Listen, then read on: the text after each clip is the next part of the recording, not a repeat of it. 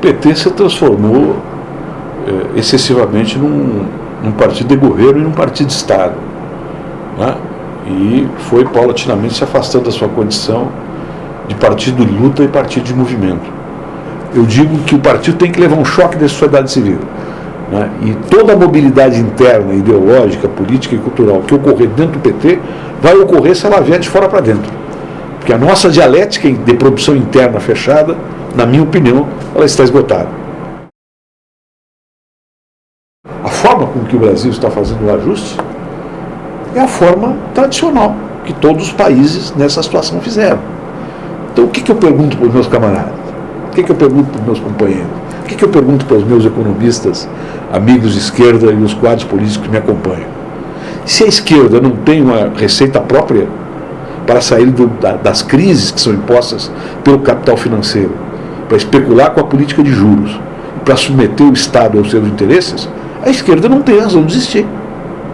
Porque ela, nos momentos de crise, se debruça e se ajoelha perante os remédios ortodoxos que o capital financeiro propõe, né?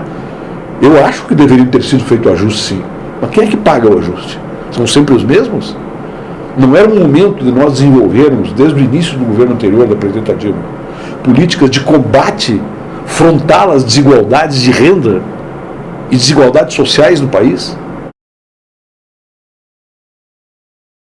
O sistema de coalizão presidencialista no Brasil não presta mais para nada, né? E eu não tenho nenhum preconceito com coalizões. Eu fui mandatado pelo presidente Lula para formar com Michel Temer essa coalizão que está aí, né? Que ajudou a estabilidade política do país no segundo governo Lula, mas no governo Dilma já começou a se esboroar, já começou a perder sua vitalidade e o seu, na minha opinião, o seu senso de responsabilidade, inclusive, né?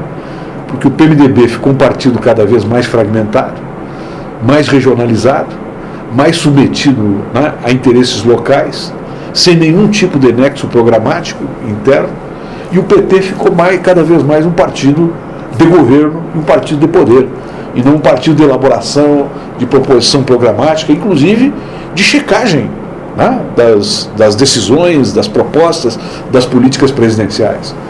Então esta dupla limitação desses dois partidos, que são partidos importantes no país, demonstram que o sistema de coalizão, que sempre foi formado, na verdade, em torno do PMDB, está sucumbindo, né? E o PMDB, ao invés de ser um integrante da coalizão, se tornou o grupo hegemônico, sem linha, sem programa e sem direção. Tenho a visão e tenho escrito sobre isso e debatido com meus companheiros, que a forma partido tradicional, a forma tal qual os partidos adquiriram, né, na civilização capitalista e industrial, essa forma está superada, né, porque eram partidos estruturados organicamente, com chefias determinadas por uma institucionalidade interna, né, e com vínculos classistas definidos. Hoje a sociedade de classes mudou completamente, né? As classes, inclusive, não têm mais organicidade interna, nem a classe trabalhadora, né, nem a burguesia, né, nem os setores médios. São, né, setores e grupos de classe que às vezes têm mais contradições internas, intraclasses, do que com as classes, né, que corresponderiam àquelas classes que eram adversárias, né, numa época anterior. Então essa forma partido, ela está superada, tem que ser mudada, né? Eu acho que o partido hoje tem que ser, né, tem que ter uma compreensão, né, de uma organicidade horizontal, né, que atravesse um conjunto de classes, né, e que se caracterize, né, pela sua capacidade de despertar a esperança libertária nas pessoas, de vários grupos sociais, de várias classes sociais.